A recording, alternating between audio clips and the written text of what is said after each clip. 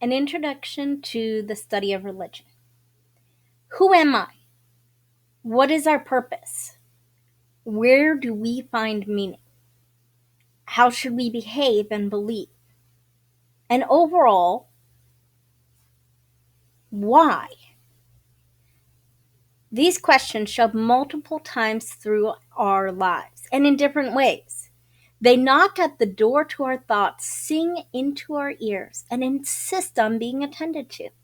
We can try and ignore them, and we can even succeed at ignoring them for days, weeks, months, even a couple of years.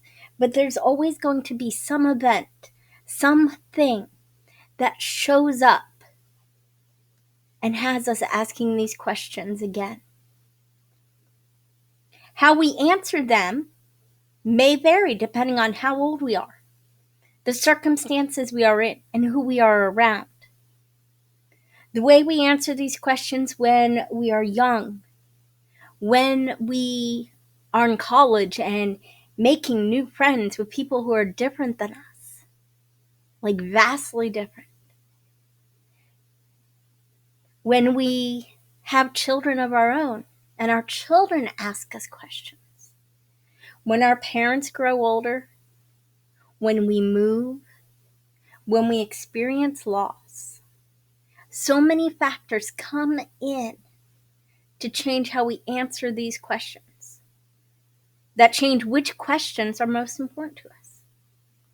Traditionally speaking, the most common way we learned to answer or start seeking answers was through the myths, the stories, art, singing, dancing, the philosophies of the elders, the seers, the prophets, the mystics of our communities.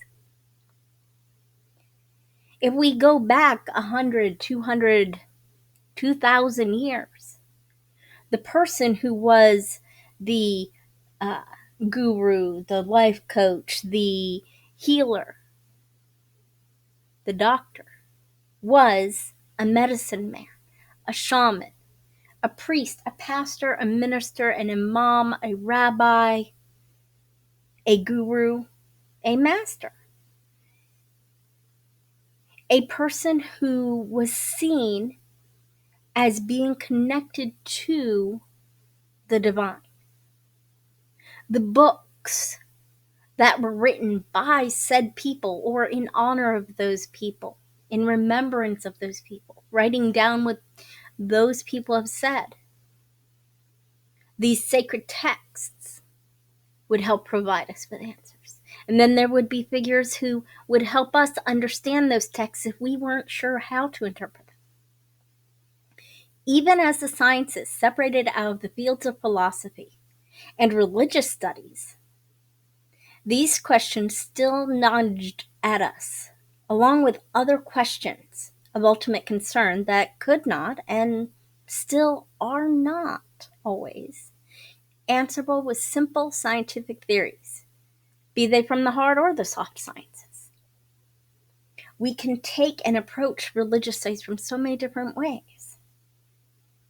But these questions of ultimate concern, when you are celebrating a new year and experience great joy or experience great loss,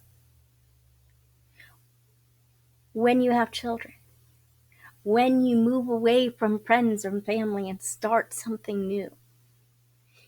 In each of these time periods when we shift the environment around us, we have these questions to ask. To take the path of learning the world religions can be described itself as a religious journey. There is a documentary that I will share at the end of the Intro to Religion course. It's a documentary I highly recommend you finding and purchasing so you can get all the bonus material. It's by the Nadet brothers, and it was filmed not long after 9/11 is when the project started. And in it, Jules, near the end, states that he found that the search for truth in and of itself is a religious journey.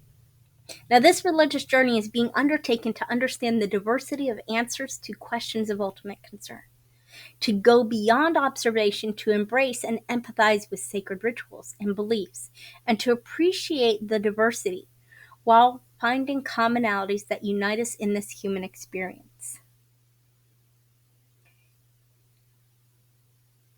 Mark Hansen, in that same video I just mentioned, gives a wonderful quote. If we do not discover what unites us, our diversity, our differences will be cause for separation, division, anger, competition. But if we have a sense of what unites us, where our commonalities exist, then our diversity will only serve to enliven our experience of life, to enrich it. In most every major city across the United States and around the world, one can encounter the beauty, majesty, the awe of indigenous traditions, Hinduism, Buddhism, Jainism, Chinese religions, Shinto, Zoroastrianism, Judaism, Christianity, Islam, paganism, atheism, numerous new religious movements, spiritual communities, and other sacred traditions.